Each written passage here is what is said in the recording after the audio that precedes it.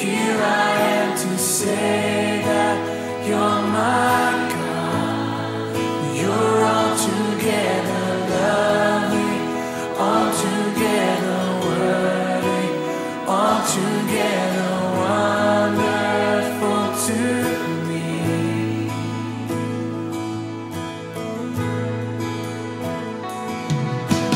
King of all days, also highly exalted, glorious in heaven above. Humbly you came to the earth you created, all for love's sake became born. Here I am to worship, here I am to bow down, here I am to say that you're my God. You're altogether lovely, altogether worthy, altogether wonderful to me. I'll never know how much it cost to see my sin upon that cross. I'll never know how much it cost to see my sin upon that cross. I'll never know how much it cost to see myself upon that cross. I'll never know how much it cost to see myself upon that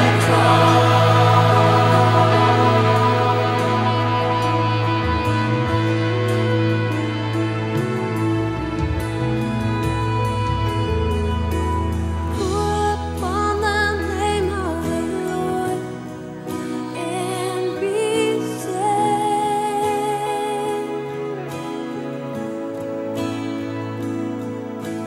Call upon the name of the Lord and be saved.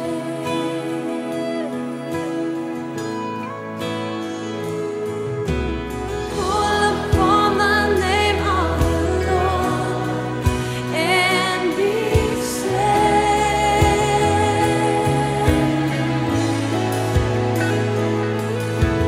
Call upon the name of the Lord and be saved.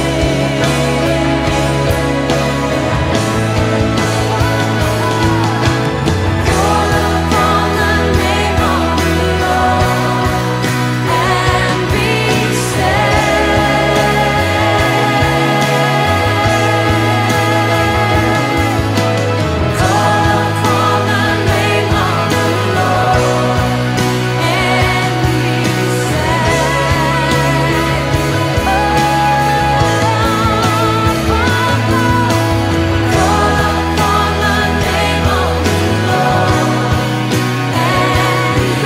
saved.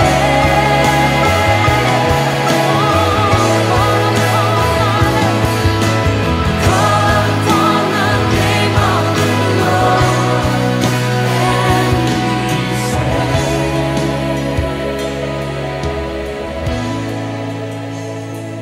I'll never know how much it cost to see my sin upon that cross. I'll never know how much it cost to see my sin upon that cross. I'll never know how much it cost to see myself upon that cross. I'll never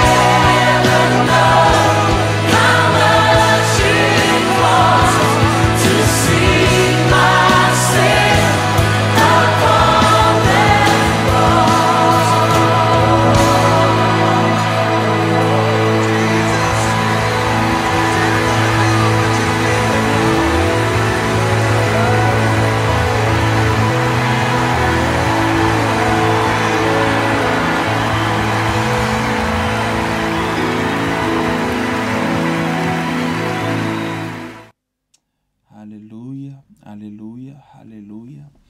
Hallelujah. Vi ia le tua ile nei I tu la ia po le uli fo I nei New Zealand ia o se tae au fo I malei fua mai nisi o tafa o le lalolangi ia lenga te leo fia lava se mea ia po se a fia fi fo ia I se tasio tu o le lalolangi fata alo fatu ia te o tau I le alofa maleanga le lei o le tua e se le manui o le loto I fatu ngo lea pese sa tato whamaina ia tu uolo na mamalu whamai o ia o le Perenisi o le langi na ia sau e sa ili atu le tangata na ia whaia o oe mau na lei loa sa whapeo na whano I tatou ia po ua tatou le o tatou le mamalu o le atua ma ua tatou le maua so tatou tofi tatou tutoi mau tofi ai I le malo lo tatou atua I le langi pe tai whamaina ia tu ualo na mamalu ai sau na ia toi sa ili mai lo nei tangata ngasala sa ili mai oe mau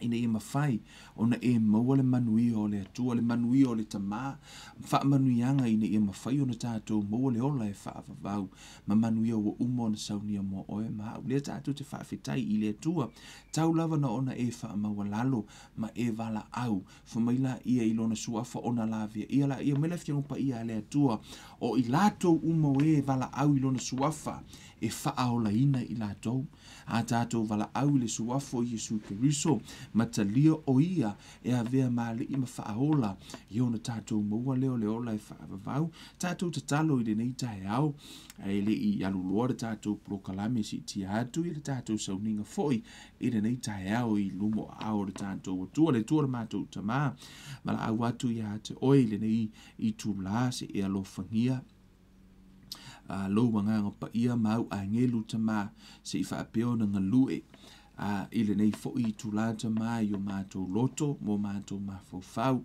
whaapeo na tatala ino o mātou mata whaaleanganga o mātou sauni whaalongolongo I le upu ma mātou avatu vi inga I la ua fio le nei aso tatalo I la ua fio se I yo o lau upu I so o se loto ma so o se anganga tama o whaapeo na mafuta mai ile nei tūla whaapeo no o tuwai le ngalue o lo wanganga ma ia whaapeo o na whaamanuia ia te I la tou fo ile vi inga I la o fio le sua fo o Yesu Keriso fa peo no ole mavala au tuai le nei tu la so ani mai amene fa talo fa tu ya te o tou sua fa manu malo Yesu Keriso le tua Abraham le tua Isaako ma le tua Jakopo Yesu Keriso le tato wali imo le tato fa hola le Nasareta o te fa talo fa tu ya te o tou au na le tua o to fa le tua le ngata I lea ia ole pa ia fu o si tātou o tunu oro o whapeona mafuta mai ele nei fu I polo kalame ia whai fu I eisi e whapeona mafuta muli mai o no te loa te le niso I lātou te mine o whai ngātou na I nei New Zealand whato amai a fu I sauninga ia peitai o leo utu ina ele tātou polo kalame ia ele nei fu I tu la ia awa fu ia I lātou o whapeona mafuta mai ele nei fu I tu la ia mai nisi fu I ile teimi munumuriane ia bea e toi mai mua tātou sauninga nei fu I le vi inga ma le whaafitai I le atua amen o te loa le tātou sauninga mua le nei le toi amataina le tātou plokalame a walo whapeo na whaanga solo ia tātou wa o atu sipa ia I po aso lua ma po aso tofi o lo whapeo na tātou tala noa I le pule o au upu ia po le mamana o au upu ia po le the power of your words of your tongue po upu lo e tau talai le te leo lo na o ngā ia te oe mau I malau sāvalinga ia e mise I o tātou lumanai amen o le nei tu la I le le tātou sauninga I le nei fo I asusa ole asusa muli nei o le nei masino se tema masino lo nei vo le nei tau sanga o le utala noa I le e so ta I le pesele na tātou taina na nei o le saungo Yesu ia po le umafu anga na laina ia sau e sa ili mai ate oe sa ili mai ate au sa ili mai le tangata na leilo ai ini whaata oto na whaapeona tala noa Yesu I tutonu o le ta ua I tutonu tusia luka o le whaapeona tātou o tātou te au mai ai se ata e tala noa ai I le nei fo I tula o le whaata oto I le wii wha mau oa amen Hallelujah. O le a tātou o ia. Ta o tu lole ui wha mau o wha pele stangata. Ia, whai kauso o fu i ngā kala. You know, mai tala tu spa ia awana I wha pea oi wa e loa se mea. Amen. It's in the scripture. Awana e whai mai wa e loa tu spa ia. Yeah. Ona e whai mai lo wa e loa, which mean e te leo I loa. E wa eili stangata e ta o tu lore whai upu mai, ia upu wha kua ia, ka wha alongo mua o pasi a fo. That's mean e leo a fo ino le mea. E te leo I loa, because ana e loa, se manu e ta o tu lore mata upu, ona e excited loa, fu lele lau e fia, ona ole upu ole atua, faith comes by hearing. Sometimes, e a tātou fu ia, ele nā tūra i o tangata, a lot of time, e tau se topic, we jump to conclusion. E tātou tēne I whalongolongo, po le ale mea la tala noa mai ai, amen, po le ale mea la tala noa toi le atua, amen. O te ilo se tasi o tala ua tala noa ina, launga ina, se tasi fu o whaata oto. E se le te leo so si o le atua o tala noa mai ai tutonu. Ona o I o lo whaapeora tala noa mai ai le atua I le ato I tā ua. Ai ao na tātou ua tātou tutoe, whai ei ia pe tātou tutoe tata noa I po la o tala noa I fo I le nei tūla. O le au whai tau ai le, ia le tusi lea. Amen. Tātou tu se whaitau. O le whaita oto lea. O le la tātou whaitau o le whaita oto lea. Awana I ngalo ia te oi. O te mana oi umana tātou whaitau o le whaita oto. O na tātou tu e fo I la ia I lunga I se whaita oto I lunga atu langa I so o tai. E tasi ale mele pe tasi ale group of people e tara no ia Yesu. Tasi fo I le fe au lai ave ia Yesu. E tasi lava. Ona la o le ua o maitango Yesu a vali le ata o le whaata oto le I le hui wha mau oa. O lai e isi mata upula I lunga atu, o lai tala noa ai I le leo mamoe le lei. Tu e tala noa I le whawhine na lei loa na tupe. O mea o mata upu umalava na, o lo o vali mai I le ata. E pe o I le tala noa mai, o lo o tala noa mai lava ma vali mai le ata o le atua. Ia e pe lai a tātou tala noa na o le tusi le whaata oto lea. E pe o le misi le si vahenga tā ua lai lunga atu. Ala tātou ua mua whaitau mua whaata oto. Fa mai, o whetalai atu oi o le tala noa Yesu I le au, le tala noa Yesu le au farisaio, o le tala noa Yesu I lana au so, tangata I le teimi le tala noa Yesu, mai, o whetalai atu oi o le tasi tangata e to o lua o nā talii, o whai atu le wi I lona tama, senai, ia e au mai ia te au lo tofi o le oa, ona vai lua lea e ia o ana mea ia te ila ua. Ua mawaena yaso, ona whaapotopoto ai lea, e le wii mea uma, ua alu malanga I le nuu mamau, ua whaata ape ai ana mea, I lea nuu wa so ona ula vale. Ua uma atu ana mea, ona onge tele ai lea o lea nuu, ona whaato a mativa ai lea o ia.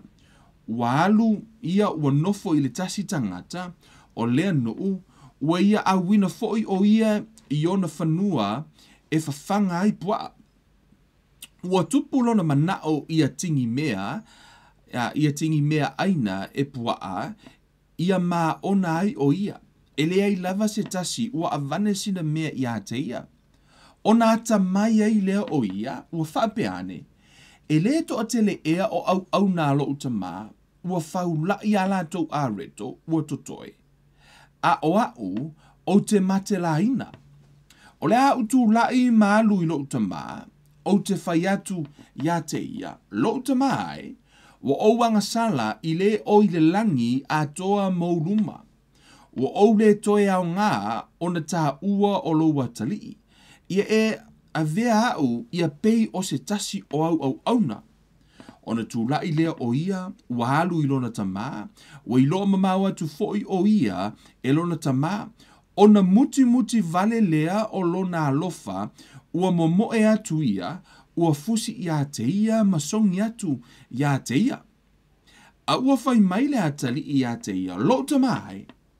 Ua ouanga sala I le o I le langi a toa mauluma, ua ou le toe au ngā o na taha ua o loa tali. A ua whai atu le tama I ona au auna, yana au auna.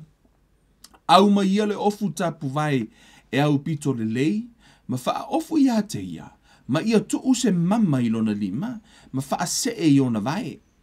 Au ma ia fo ile ta mai povi peti, ma fasi tātou te ai ma oli a wā olo ua ta li i lea nooti, ua toi ola mai, na leilo fo i o ia a ua maua, o na lātou oli ai lea. Sai le vaolo na tali i ulu matua, ua sau ia, ua la talata mai le fale. O na whaalongo ai lea o ia, i le la au pese ua tā, ma le siva.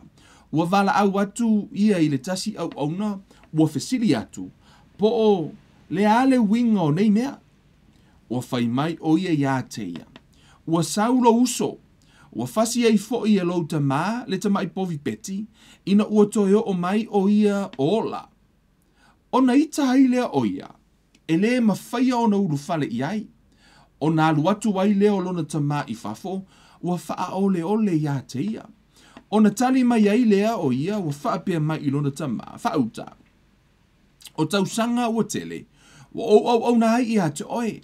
Ua le ai lava sau polo a inga ua o solia, e tele i au mai lava se ta mai oti, ma hau ma tau te oli ai, ma hau o. Peitai, o loa ta lii le nā, sana faa umatia au mea, faa tasi ma fafine tali tane. Ua sau o ia, ona e fasi leo le ta mai povi peti mana. Ua fai atu ia i a te ia, ta te no nofo pea ma oe. O au mea umafoi, o au ia. Ua tatau foi ona tātou fia ma oli, a wā olo uso le nā naoti a ua toi ola mai, na leilo foi a ua maua. Hey man, e lua ata li e tala noa ai le whaata oto o le ata li i wha mau oa. Ma le ata li lai titi, ma le ata li i matua. Ia, tele le tātou whaalongo. Ia, e whaapea ia, le whaawinga ina e nesi o afo. E leilo loa lava, o leisi na leilo le laulangi. Ma leisi o la lava e leilo i tutonu le lotu. Ma leisi o la lava e ko anga le loku. A la lava fu e leilo. O fea lava leitu e feli wa ia i le whaata oto lea. E a fu ino le mea. E la vea ia tātou. Amen. A tātou whaliu lesi tu. Sa tātou ni laulangi. A tātou mai foi. O lea foi tātou te leilo loa i tutonu le ekalesia i po tutonu le tino keriso.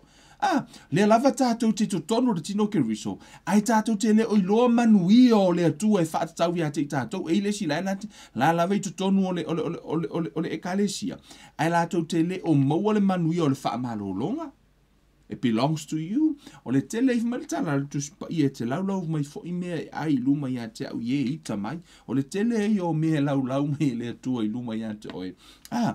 Ai, tātou tele o i loa manui o le atua. E pia no fai atua le whaata oto lea. O lona ata pito i sidi o na tāua. O lai tala no ai le fai upu mua ma le lunga atu, ale la tātou o lola. Si tātou wa ai tu tonu i, po o ai le tala no Iesu wa o le whaata oto mua whaata oto lona lua ma whaata oto lona tolu. E tasi lava le setting, pe tasi le taimi lana whai e le tala le Iesu e le i whaapeanga omanga, ma whai whaata oto mua vai, le si koru vai aso whako a whai whaka oko lona lua, no. Tasi ale taimi le tano Iesu, o lai tamo whai Iesu e tau le whe au le, i tangata i e tano ai. Whamai le tala tuspa ia, na mafua, ono le tala no Iesu ma le au koleki tax, le au afoi, le au te lona. Ia, mo i la tu te le lopo le ale te lona, o le te lona, o le ngole le fa ingo ina i la tau ia le o koleki mai tax fo ie, e la sina insight o le mata upu, ona ese le ta ua, o tangata ia te lona, ono la tou e manuia po la tou e maua tupe, pe la tou te maua le tupe maia, i tax leko leki mai tangata. I le vaaila le au farisaio, ma le tua la au tou le au farisaio, ma le au tusi upu.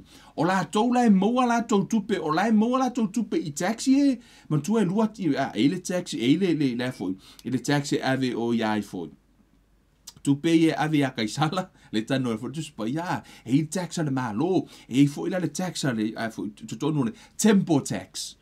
Ele meta o le tax at the temple tax, o le winga te o le te mine fetala Yesu fa mai, ave mea kaisala ya kaisala, ave mea le atua I le atua, o mea le atua na ta ue tutonu na, o le tala no I le temple tax. Yeah, so go look up for yourself. So, te mta tota no wa le tato mta upu nei numa. Pa, o ila, o le tala noa le mta upu le I. Fo ino le mea, o le tala noa I, ono le au te lona, o la tau I maumea, ai maumea mai la yala pio pio. Pe maumea mai tupe ai tuso o tangata nei, o tangata iutaia. Ai ono o taxi ele o se mea iutaia o mea vatu, te mutu o tol pule ngā Roma le nei, So, o le va ai la tangata ia le au farisaio, o tuso o tangata iutaia I o whai ngā luenga pe au taxi mea le lalolangi. Tusa o le taxa a Roma ma taxa ale au eleni ma pe o la tou ia le ona le pule le ma matulanga ia ona la o le ua o tangata nei e fai I le vaaila le au farisaio o tupe le mama tupe na e manuia to ina manuia na I le vaaila le au farisaio e le mama tu so la tou vaai o tupe anga sala po o tupe pala me la na ala ina ta ua la to wai pe ta ua o le au nu ese ia po Roma le taimire na e le oni Isra elu tu so nu ese ai ona la o tupe ie e foi tupe ie tala noa I le au po taxi au ine o tu so le tu maleanga lea ale lalo langi le vai ngata nei e ese mai foi la ilea tu maleanga yu ta ia e la to tempo tax o tangata la ia o tempo tax o tangata na o lai manuia la tou I tutonu ina. Pela o la tou va ai, o wha manuianga na le atua. Ai o loi le au tax, fo meno la tou, o wha manuianga lalangi o tangata sala tangata na. O le mea na le la tatou o tutonu I, o le la tala noa, o le whata oto le tala noa tu spa I, pe o le tala noa Yesu I le ui wha mau o Malaysi o le tala noa I le te lona. Ma le farisaio, ma tangata tutonu I, tuso o tangata I le tala no ai. Tuso o tangata tonu lava ia, o le wa ave I loa Yesu le whaata oto. Le la tala no Yesu, le tala no Yesu I le tangata iu tayo, man tua o tau o mātayo len foi. O ia o lea, o ia o mātayo, o ia o le hao la fonga. Ia po o ia foi o le te lona. O ia lena ia o ala fonga e pe o itu ainga tangata ia ai te wa ia tunga ia fo ia le au farisaio o la alu Yesu ma futa ma tangata nei tangata iu taia nei o au la fonga le o au tax le manuia mai tax ia pe manuia pe ia pe o le mena le fa ingoa e kama ia la fa pe tangata nei o lato tangata ia lau farisaio o lātou le su el tu spa ia lai whape o manuia ia lātou te maua o manuia nā mai le atua o manuia tangata ia o manuia le laulangi e pei lai whape nāla le ata le la mafua iloa o na tala noa Yesu I whata oto nei e tonu e pei uma whata oto nei e tonu a tonu a eva e sea le si e pei ua misi a koa le wing o le whata oto e pei o ia te mo mai eile a ano a tonu whata oto whai mai la ia ole na to vatu le insight ole ole tato mata upu ai fa mai la I ole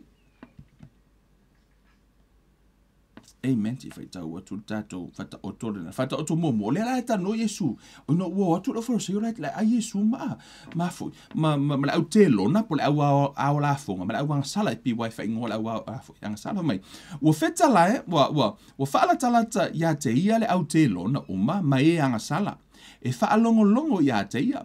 Ona mui ai leo le au farisaio ma le au tusi upu, ua whapeane, ua talia ele nei tangata o anga sala, ua a ai whaatasi foi o ia ma ila atou. Ona whetara ia tuwai lea o ia le nei whaata oto ia te ila atou, ua whaape atu. O ai ea so o tou e ana ma moe se lau, a whai e iloa le tasi, e le tu ua e ia le iwa nga folu ma le iwa I le vao, a e alu masa ili I le na iloa se ia maua. A maua ua whaafuata ma le oli. A o atu fo I lona ainga, ua whaapoto ai ana uo, ma e tu a oi maia, ua whai atu ia te ilatou, ia tātou oli ia, a wā ua o maua la uma moe na le iloa. Amen. I le vaitau i le taimi o Iesu. Nisi o tustusinga le au skola. E toa tele nisi o le au famas ia po le au fai lafu manu la iti. E tā ua ia a fei se lau mamoe. A le iloa la se mamoe tasi. E tā ua i le leo mamoe. I to tonu o le whaata oto le mua mua. O laitala noa Iesu i le loto le leo mamoe. Po o le loto le leo mamoe o le tangata e ona mamoe. Lala e tango Iesu au mai le ata o tangata nei tano Iesu. Ke loanga o vaitau lea. E kofu arka ngaka malanga ia lafu mamoe.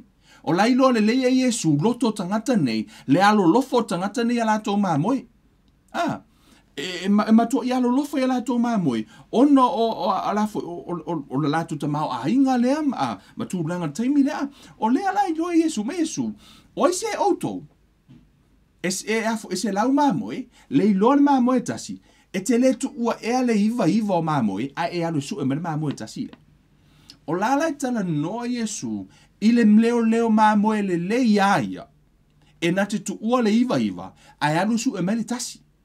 I le leo mamoe, e leo se leo mamoe le lei, e sili aku lea, sili aku yanga ia le iva ngā re kasi ringa le kasi le iloa. A o le atua la, o le tau mawhai Iesu e vali mai tutonu i, ono o le ua mai le au farisaio, whai mai o la tau e ami o tonu, ai anga sala tangata la au te lona.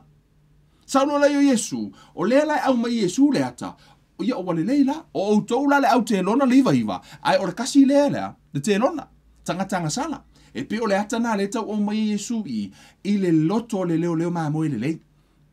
Na sau e sa ili, pe na sau Iesu e sa ili le mamoe na leiloa. Sau no lai, o le si whata oto lea. E pe o i e te mauai le ato o whata oto le wi i wha mau oa, pe a tātou watu tātou tanoai, o no le tala no i manuia. Le manuia o lea, o le tangata le nāru le, po le tangata o la fonga, tangata lai whai inga ruenga o i fuela kako i loa ai, le kelo o si kupe e kako ke maua, o lea lawe wha masingo le ka le sia wa o le si tūlanga le tūpuru te minei. E le tangata wha apea a ekilisi yango. O nga e ola makiwa la ia wha apea o lea tua e alofar kaka makiwa, ai lea alofar kaka mau oa. E se sere nafi i holo. E ana na matiwa le tangata ono o le lenga lue, pe ono o le lea.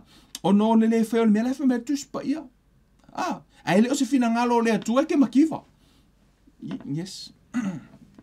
O le la tatou woi fo i. Po le ale mele tau tano me le tuspa ia i. Le ai mase ese esenga. Le ai mase ese esenga o le wi fa mau oa. Ma le urumatua. Kukusa le lei. O le tele o teimi. Wa avere tatou tala no i le wi fa mau oa. Ai mako e kusa le lei a malea. Male urumatua i tutono le whaata oto. O tonu la i le whaata oto lea. O le whaata oto lona lua. O le tala noa i le whawhine. Amen. I le whaata oto mua. Le leo mamoi. Na mafua ona le iloa le mamoi. E le ona o le leo mamoi. Na le iloa le mamoi. Ona o le whaavasti o le mamoi. Moaru e se ale mamoi ia mai me o iei mamoi. Na le iloa la le lafu le mamoi. Ono le mamoi, o le pe o le mea na lai lungo le, na i lungo le whata oto na i lungo, sau i. Whata oto i le tupe na le i lofa mai. O te whai atu ia te outou, e whaapea fōi ona tele o le oli le langi i le tangata anga sala e toa tasi, e sala mō, a iti e ami o tonu, e toa iwa ngā fulu ma le toa iwa, e le tusa i ai le sala mō. Vai upe valu. O ai e fōi, le whawhine e ana tupe se fulu, e fuanga fulu, a whai e le iloa i a te ia le tasi tupe. E le tutu ea se afi, ma tafi le fale, ma matuasa ili i ai, se ia maua. A maua, ua whaapoto ai ana wō, ma e tu a oi, ma ia, ua whai atu. Ia tātou oli ia, a wā, na o maua le tupe na le iloa i a te au. O te whai atu i a te outou. Ua whaapea le oli i lumo o a ngelua le atua. Ono le tangatanga sala e toa tasi ua sala mō. Amen. O le tala noa Iesu i, o le taha ua le tupe. Ai nala foi no whai atu na taha ua le tupe. Ono o le tupe le eleni. Man tu au to le meta o le tenari. E tu sala le tupele ta u, ma le tenari, tu tonu lau Israelu ta u o le tenari. Ba o le tupele fa o ngā le laulangi, i tu tonu vai taule, ta u o le tupe, o le mea anu ese. O ila le tali tonu e nisi o le ausu usua tu spaia. O le alava e tala noa Yesu ya Israelu manu ese, ia matangata o le asosi le o le vao tangata o le atua, matanata o lu ese. Ono o le fata oto lea, o le fata tau i le tupe. Ona, o le la ta ua fo i au auna. O au auna ia ta ua tutono le fata oto lea. O le tala noi a ngelu. A ngelu. O whamai oa, whamai e whaapea foi, whamai o te whai atu ia te oto, ua whaapea le oli i lumo a ngelu o le atua, ono le tangata anga sala e toa tasi. Ua sala mo. Amen. O le na lana mafuona o le to au mai fata oto i lunga. Ona atato oro le fata oto muli le fata oto le tano Yesu le wifa mamoa. Wa e lona mafua anga lai tala no me tu spaia. I le fata oto la lea lona toru. Ia o lau fa auru tala ina nisi o le fata oto i le wi fa mau oa. Ai o te loa. Atato fai tau le tala. It's all about the heart of a father. O le loto whaamangalo le tama. O le whata oto atoa nei, so o inale o ngā to tonu lea. O le whata oto le na, ia e ono o titles, o mea na whai ele au skola i prausu so tu spaia. O la toula na tā ngofi whai ngō o le whata oto e whata tau le hui whamau oa. Ai tango e whai tau le tala, e te ilo ai, o le aunga uma le tala lea, i lea loto whaamangalo le tama. Ai tango le tu whatasi ia whata oto nei e tolu. Amen. O le leo mamoe, ma le tupena leiloa na saili. O le mea taua na, o le leo mamoe, sa leiloa le mamoe, la tala noa Yesu i le loto le leo mamoe, saul fata oto lona lua, tala noa Yesu e taui o, le nau o le fafine saili. Mea nana foi mai wakangosa engu umarunga mea o le fale, salu uma mea isea, e whaape nape a saule atua e saili. Ona e tango sa ili se mea, pito i sili ona tāua, e tea, e kasu enga umelunga mea, e maua ila haua, e ile keimi fo ilele, e a o ngenga su engia uaia pongi mea fo ie, se mea manga o mie, te me fai e se, sa unga luenga ai te ua, po i se mea ua misplace se mea o tuwai, ke va ai e uma le fale nga koe ka langa umelunga su e marikama i mea le na aisea, o tusa, o lai te alu e su e, o inala, o le whata oto lona lua, o le whata oto mua na tala noa Yesu e whaama mafa i le leo mamoe na aluea e sue, o le loto o le leo mamoe, la tala noa ai a le iloa tasi e alua e sue. Whaafefeo na e sue ina se mea wale iloa. La tala noa le whata oto lona lua, e sa engu umalunga mea a e sue mai. Ai su e mai, a ho o laina maua, fai mai e oli whaatasi. O le tau vali mai lava Yesu i, le loto po o lona loto la iai. Le loto Yesu la iai, o le tangata na leiloa, fai mai o i o le leo mamoe, e alua e su e makua isa engu uma Yesu runga mea, kau mawhai lava su e le awala inga i whaaola inga ai oe. A o olo na maua lau wanganga, pe manu malo ina lau wanganga, whai atu lau tala ia te oi, o lai whamai tala tu spa i o lai whaile pāki le langi. Amen. Tau te loa tala tu spa ia foi mai o a ngelu o ila tau o au no le whanau o le whaoratanga. Tu so a ngelu, e o mai au na mai e le whanau a Abrahamo, po ila tau o lau whanau foina, o la lai au na a ngelu, o le la tau matawhai oi, o le tau mawhai lava ea, a o ina whaola ina oi, o le la tau misiona le na, ina ia tai oi le whaoratanga.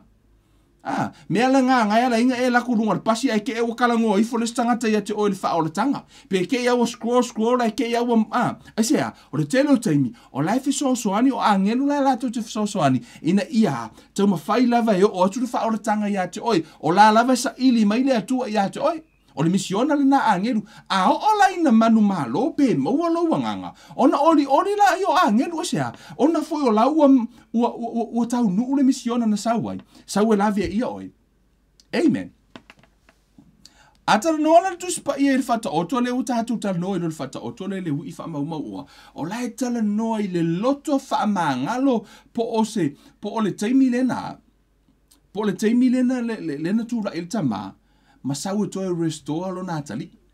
Amen. O le alau e mo mai I, le so o tanga o mea nei e tolu, po fata oto nei e tolu.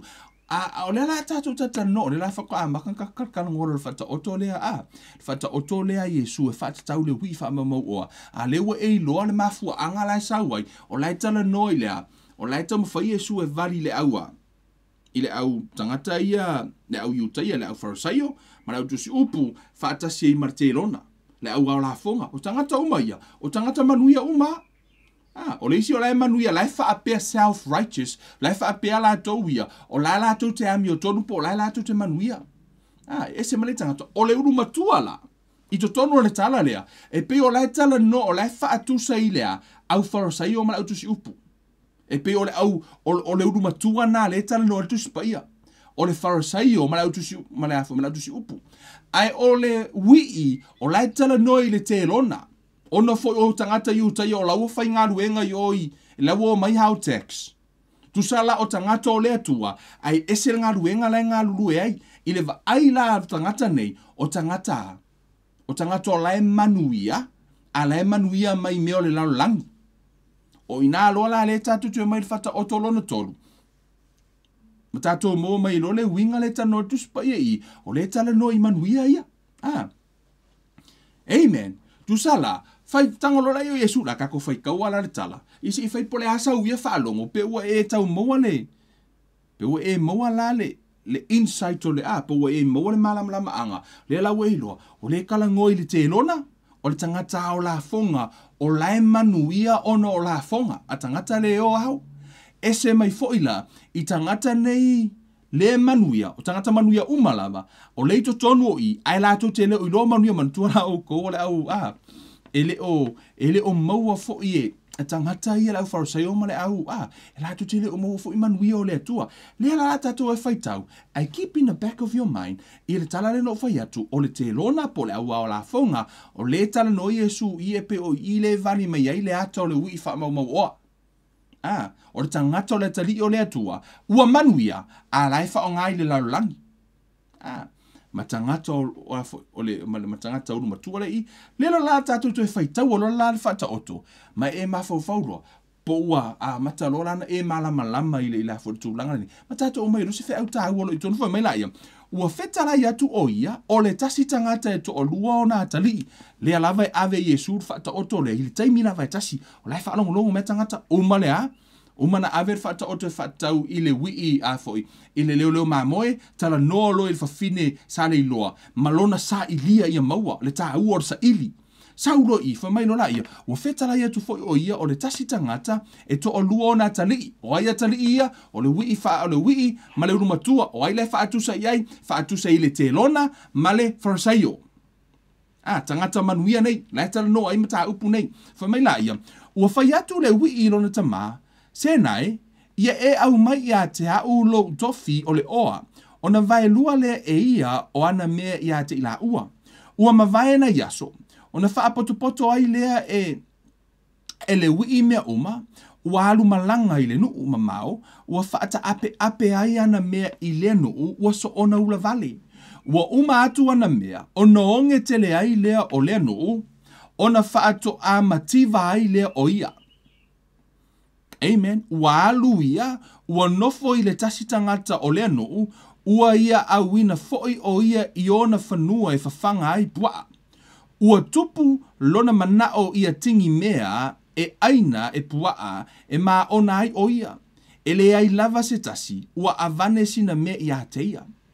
Ona ata mai ai lea o ia, ua whapeane, e le to atele ea o au nalo utamaa. Ua whaula I ala tō a reto, ua tutoe a o au o te matelaina. O le a utu lai maalu lo utama o te whai atua I a te ia. Lo utama ua ouanga sala I le o I le langi a toa mauruma. Ua o le toe au ngā o na tā ua o loa tali. Ia e a vea au ia pei o se tasi o au auna. Amen. Hallelujah. E se le tāhu o vahenga leo tātou tanoa lo I leo tātou lo o le tātou talanoa. O leo tātou talanoa loa I atali ine e tō lua. Amen. Ina ua umana mai e Yesu lo na loto whaamatala mai o le leo mai moe le lei. ma le wingo le fafine sa ili. Ia, e pe ile upu whaasa mua fo ile le ua whai wha fafine tō anga. Ia pe a whaise ngā ruenga fo ile le ke e whaalongo ki upu makai fo ile le ia. We e whai a whaafinge ko anga le. I pole a lava se me o lai tā pena ina. E pe e wha pena ono le nā tūro o le fafine. E mo le mea ngā alo e ta pena le whale. E sa engu umailunga mea Fleise monga i ko kongo e pe wha pena le wingo le fafine. Le lai au mai Yesu i. Le o langa sa ili pe wha amatala le mea ta o sa ilinga o le tupena mau. E au mai e le lotonga ia. I le teime sa ili ai wha pena la lea. Le ata le tau mai i Yesu o le sau Yesu e sa ili mai oi. E le o se mea whai ngō fie. Ioi, a fo ile na tango tu ulo na mamad. O ia o le atua. O ia na whaia le langi ma lau langi na whaia oi. Fo mai wa ia tu ualo na mamadu le langi. A e sau ile lalo langi. E sau sa ili oi. E ile si aso na. Nofu ale si ele inga nama maka le o loi. Ai a kunga i loi. O lai o loi anga i oi le afo. Kuso le mea lai sa vali. Kuso lai o loi. A lai sa vali ana ile ka ingafi. A lai fere saka la ukama na vai kunga. O lai saure lai ngā loi. A lai o mai o anga ile mea ile afi. O la ukama la lea. Wa manga o sefe loi. Wa manga o ai. E la vea i loi. A o sionga wha afika uri. A ka mawhai kala ngoi loi. E le lea loi. A ka mawhai kango i longa lima ka ofi le loi. E pēle loi. O ngai kere longa lima. Ta siale au wala e mawhai ina sau e ta ofi le loi. O longa liu loi loi e alu e pei o le afoi. O le loi. E alu e kao i loi. E se seele mea lai anga i. Pe wha pe nā fo i la lea tua. Ina ua wa ai mai lea tua. O la lave o tātou i se ori. A ona tala noa mai lea tua. Fa mai wala lafi la ata noa mai lea tua tangata e oti. A tango me fo i lea tua ka ofi e oti. Pa wala lea tua na fai. O le sauro e liu tangata. Ina ia ta ofi tangata mai lea alu i se oti. E pe wha pe nāla le ata ni. O le saunga o Yesu e sa ini le tangata. E lei mawhaina tana noa mai wa atana noa ele lea. A kango mai e oti. O le sauro la liu tangata ina i mawhaina ta ofi tangata. Mai le alu se ore sea. Ona lai loa mai e lea tua. Le ala le tangata matalu spa i o le ala le tangata. E i ule malaia. Sauro leo le tua. Fa asinu mai le ala e alu ai. Se ilonga ala e liu tangata. Fa to ai loa e le tangata. Pef so ta ima le tangata. Amen. O le saunga na Yesu na sawai, o le ala sau Yesu i tala noa, o le ala au mai i, o le mea mua, i le tātou i loa le fata oto, o le na fesili, le wii wha mau oa, na whai i lona tama, e au mai lana ia, vahenga. E le o se mea leanga na whai a lea, e le wii wha mau oa, a tono wha mai ngisi o le mea leanga, e le o se mea leanga. O fia ni aso e tatalo i lea tua e fua i mesi tu pea te oi. That's asking. I say, because it belongs to you. E le se mea leanga lo fai i lo tamaa, e au mai se mea mo o te mana o mia. E le o se mea leanga. Ai o le mea leanga, le avato le whaamanuianga, ai e aru ese mea i mai lea tua. Wa umana whaamanuia lea tua e te oe vaku lau fale, vaku lau ka vale, vaku me umana e mana oi, vatu lau tō lua lau whanau, ai u mai lau tua i lea tua, ua e a ngā i le lalolangi. Pa ua e alu te au na lalolangi, o le mea leanga lalo aru ese. Ai le o se mea leanga, lau whai i lea tua i whaamanuianga. A o la lai loa, o lai loa e le wii lana i ata tau, o i o le ata lii, e iai mea alona tama, o mea lai pilong i ata ia, alif metal tu spa ia, o whaamanuianga, we have all the spiritual blessing, o umana whaamanuia le tua i ate tato, o lawa iai whaamanuianga. A o le mea tato, o le tato wa aske au mai, po le tato wala aua lea, o whaamanuianga lea tua, tatalo i le whaatuotua, wa for my everything is yes and amen in Jesus. E amene mea uma ia Yesu. Fumatala Yesu e se meto te mana o ai o to wole atu e ala i le tatalo. O le mea mana o ai, mea mana oi oi. Na e ole la ia i le tua. So ele o se mea le hanga la lo aski le tua. Iana wha manu yanga. Ai o le mea se lo kango cut yourself from the supply. O le mea se lo aru ese mai ai mai le tua. O le mea fui nai whawhetai i le tua. O nei ke lo maa lo se loto. Ke le uska ngaka lai mai maua losa ukupe le loto ke whaia se whale mo le akua ke wa ayo ke whaia le mea I wish o le tele o tangata maua loa le maa lo le loto e ke le koe wa aye le loku i le sia sa o le alua ku nganga o ngaka ngai ke le koe wa aye and also here's some testimony of it e se tasi mao ma tasi o wo fai fe au ma te o ma te ti e ke o fa matala wo fai so fa le kaka kiki e kule ala tu fa mai o le fale la o hafo o le si o tau songa na malo loto ako okay fa mai e ser ko anga lo ka singi la loko ko anga i le loko o le kai mira vanga malo i le loto sa fa ile fale fa ka u fale ke le ale la o le te muli fo nana toe va ai le loto e fa ftaile kua ngai kele o mo se kupikele wa o kelo anga mo fo se kupikele ai e fiu e la unga kele e kele mo kele la ngonga le tua amen mena ya le tatu fa ftaile tua ilo na lo fam lo na ngale le pe no tala no atunga ele ise me le anga ile wi fa mau wa pau lava le me se o lo tata fai tau tua ina walu ese mai male atua ona fo na te fai tau atunga ina ua fesili le tamalo le tamatiti lon tama o lana ave ai lona tama why because o lai lo lon tama o le right on ona tali e te tau ona ave ai because o ye ona o mea na ia o mantua fo le tala le na fai le ile afo ile ruma tu fo mai o a mea o a fo ia pule ya oi pete mana oia ka pese mangu fai e lo fia ma wo ka pese mangu pule oi o fa manu yanga mo oi o le mea foi na le foi na saudi ma titi le lai titi fai non tama o la foi na ave non tama why because o fa manu yanga mo ia o le taimi nei o le to o tene yo nisio o le e kalesia a o nei na fa manu ia le atu ni tangata o na le atu e fai no ska va le fo fai fe au ke le i kala ngis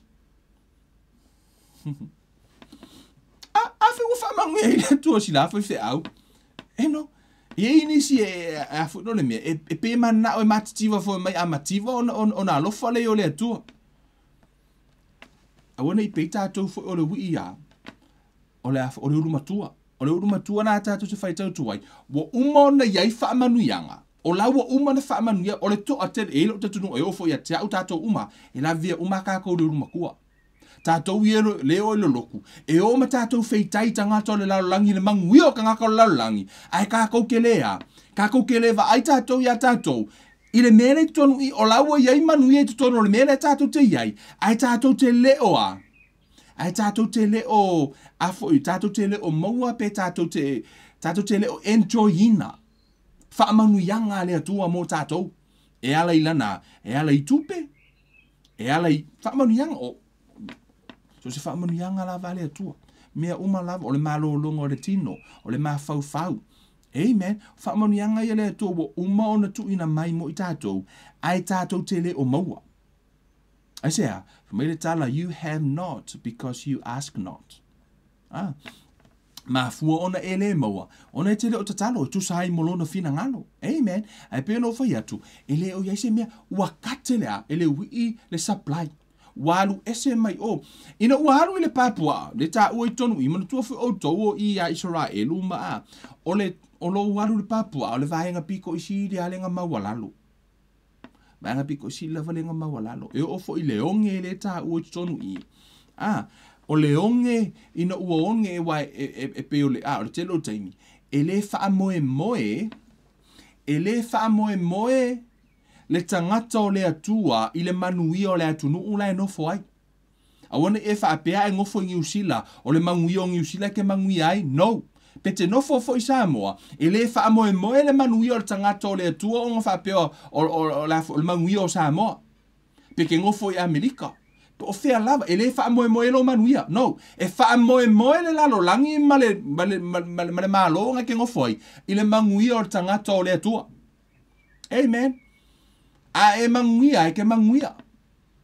Yeah, po le ama le a, pe o nga lockdown i a lengi ngā luenga, e ke manguia e mawaku pe kongo la account. Yeah, kusa lava pe a wha inga ngā luenga, po le a lava tūlanga, a wha manuia le atu ete o e te manuia. Yeah, e tu sa lava po le a le tūlanga iai, le afo, le tamau a inga, le pa ua tamau a inga o New Zealand. Lengi ngā luenga ma tūlanga le nei, e te manuia.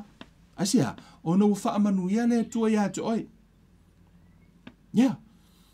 E le wha amoe mo te lo apura a mo malota. Ina ua la tu apura a mo malota. Maltala, o telo tātou ile nā tūrua lea. E ho oro te mi vo ile le se mea fu ile. E te mua lava e fili le mo oi. Ha, ina ua, ai na ia au na Abrahamo ma au na Lota. Lona nephew, la tali o lona uso. O lea lau ai na imo meo moe ma whanua. Me lo tala Abrahamo.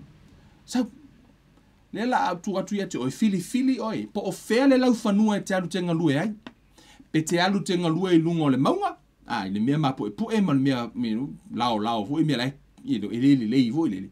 Pe te alu te ngalue ile lau le lei, ile lau whanua lau ngatas. Vai a kunga loka. E maanga ia whanua lau ngakasi. Whamatala Abraham.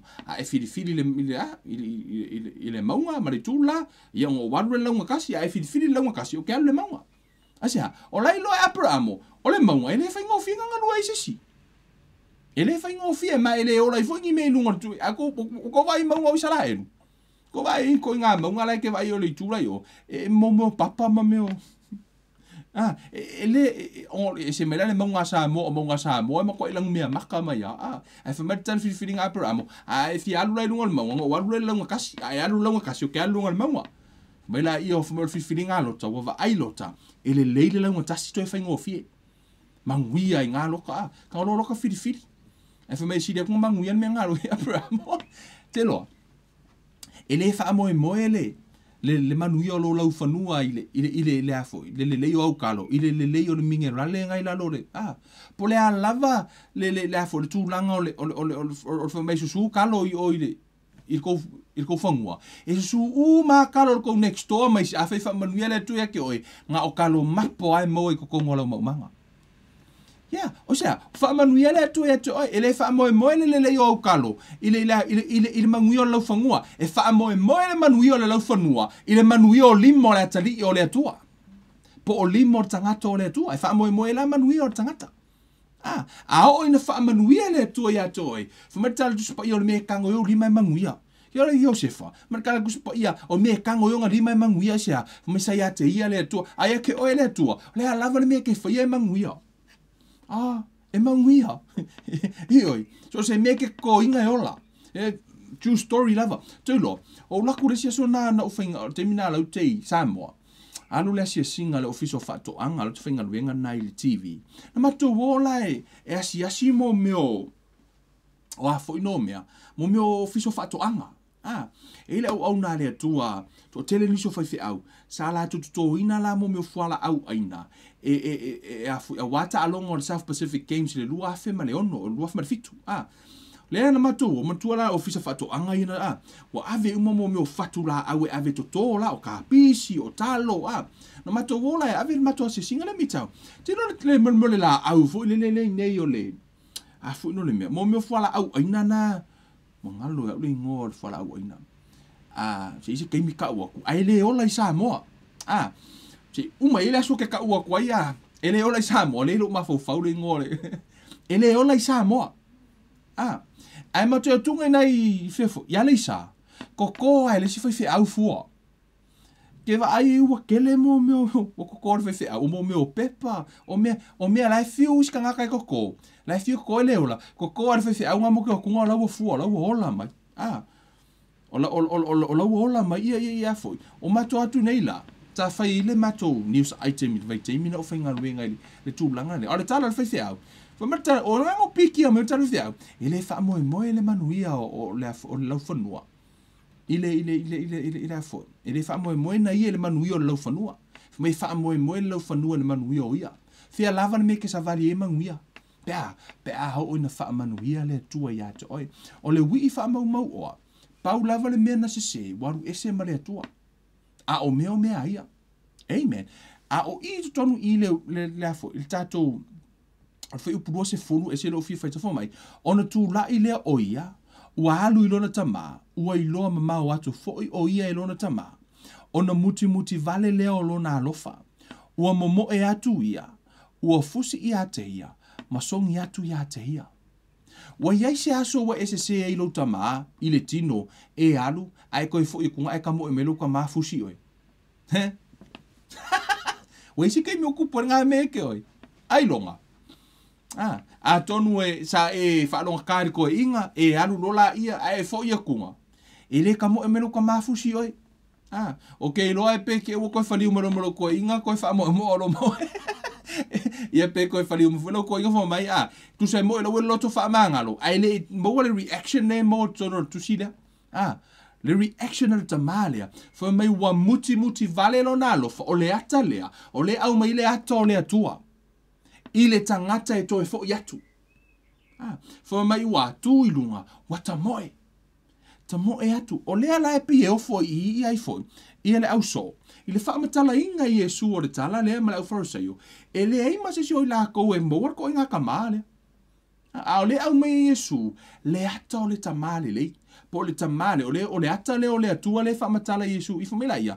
A ua whai mai le ata li i ate ia lo tamae, ua o wanga sala i le o i le langi atoa mouluma, ua o le toe au ngā o na tā ua o lo watali. A ua whai atu le tama i ana au auna. Au mai ia le ofu tātapu vai, e au pito le lei ma wha ofu i ate ia. Ma ia tuu se mama i lona lima, ma wha se e i ona vai. Amen. Mai le tala tu spa ia. Ne wo toi fo ia tu le tali. Wo toi tango le tama toi restore. Toi fa fo ia le tali tu i le mena yai o i o le tali. E ui lava o le na se e le mawhai o na sui ai o i o le tali. Tau te ilo e le mawhai na whanau wha alua se tali. E kasi ale whangaua. A ue whangau mea o le tali o le tali. E le mawhai na toi whanau wha alua. Ai mawhai o na toi restore o e lea. Pe ai toi fo i mai lo tono lo ainga. Le ainga ia keriso. Pe te toi fo i mai le tama. Amen. I manuia. Ma mea o tātou maua. E se le tā ua o tutono o le foi upulea. O nei ai ele ngata na avele. Ne ofu tātapu vai. Aina toi tuu iai ma le mama i rono lima. O tau loa le ato le mama wai mama e whamatala lo Yesu le mama le na tuu le lima. E leo se mama vo i le whaapio se mama whai poipo ma. O le mama le na tuu le lima o le ata li ilea. O lai loa uma lava le au wharasai o mara utusi upo lai tana no i le pule authority. Ma tua foi le taimi o i wharau le na whaapio o na au mai e o se whala whai mapale mia na ave i le mama. O le mama ya. O le pule. O le alava le me fai atu o tusi ia na whaongale o le mama le naea e wha mautu i na aipi e pe wha mautino i le mama. Wha pe nā fwere teimi fwoi lele ia na amanu. Le tala ia e seta. Lena i le mama lena au maitu u lena anu na amanu tau whai whaile tusi e whasio tia. Asea, o na atala no i le mama e tala no i le pule. Te ilo o le atali o le atua. O le tele i no foi mai tala ale wi fa ma wo fo mai wa potolo na ma fo ma fa peifo o le kele yo au ngalo tama o lai ai le a o le ngia e ai me ai pua o to ilo e fa pe na le va ai le tua ya te oi o le kele yo angelu le kua lai fe o ma kwa ma o onga le ai ma kwa ma o onga angelu le tua ala la ve o la fia ai la tali o le tua ya o lai tala noi au no, lai tala noi ya, i angelu. Au tatu ilo uma, lei ma se angelu o fia ai. O angelu a makuai, kingo le lei angelu nungai, o ka langa, o ingi angelu o pisi, ngai keimi la popo, ale ai voi lele. I le tele oa, le tele o mea, ai mal so sia o le atua, o le alava kako ke ola fia ai. Ia nisi o whanau o le atua, o lai o lato tele, o iloa manuia o lato tama. Ai o le teimi na te toi foi mai i le atua. E ese le whaamanu hei no o he le atua. Mea na ai toi foi mai la. O na toi wha ofuina le o e le atua. O na toi avatu le o le mama. O oe le atali. O oe le atali. E iei lau pule. O le toi telefo tātou e peno whatu. E tau le la vea telefo i tātou i le tua le ui whaamau oa. Ai la vea tātou i le urumatua. Le lava tātou te tutonu o le wha o le tangama tutonu o le ekalesia peo la uwharasaio.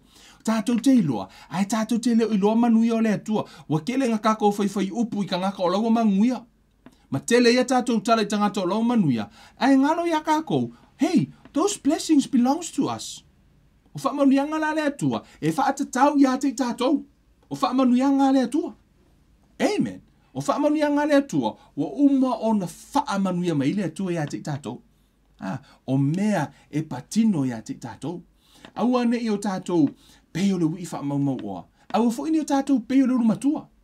A ia tātou tu whaatasia winga o le to lua lea. O le winga o lea, o le ui wha mau oa, na whai le tamā. He asked.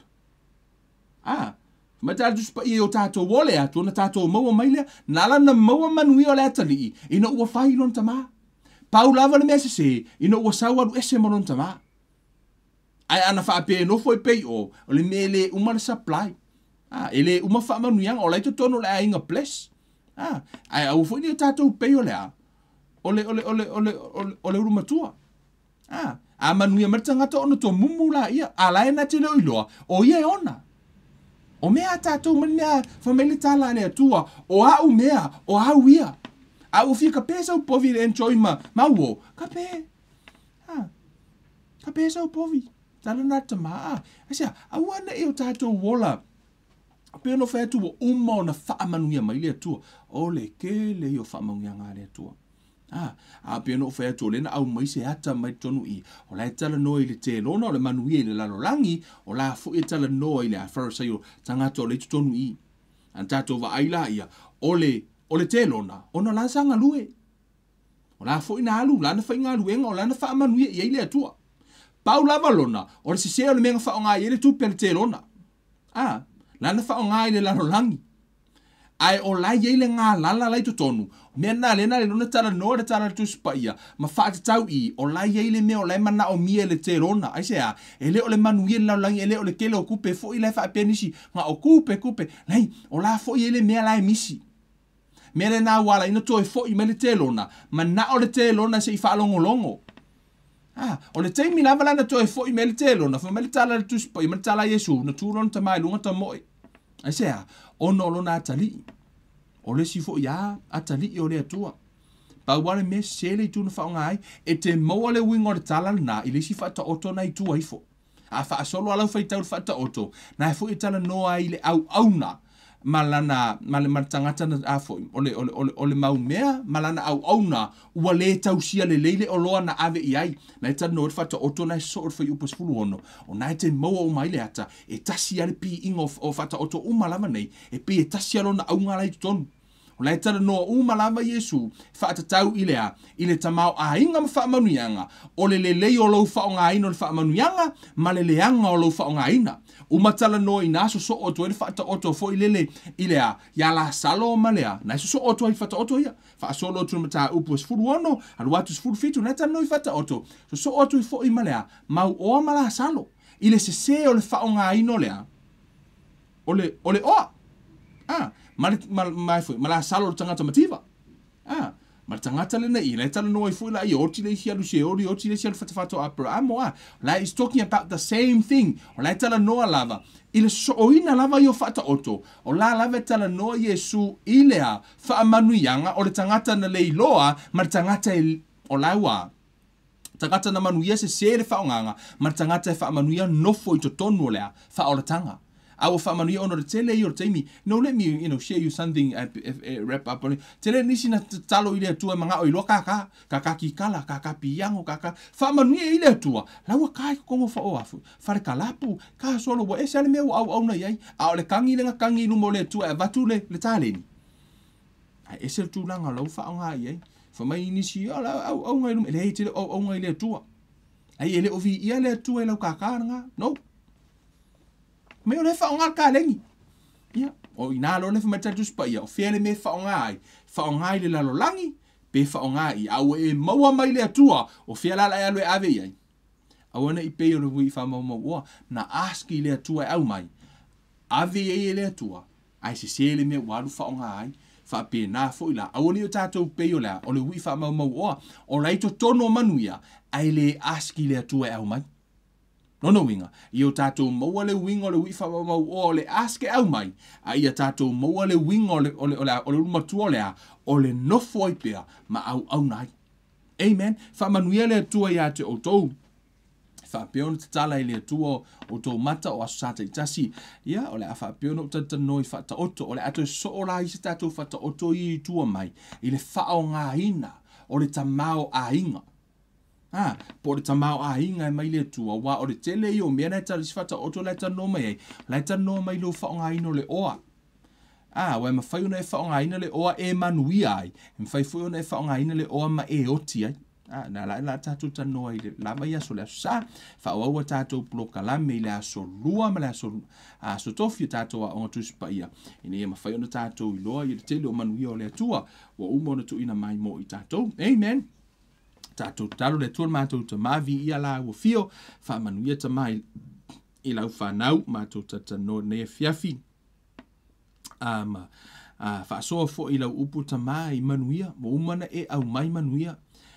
Telo i mātou, na mātou wole atu, i manuia o e au mai, au se fo i le tu o mātou whaonga ai mo mātou au nai.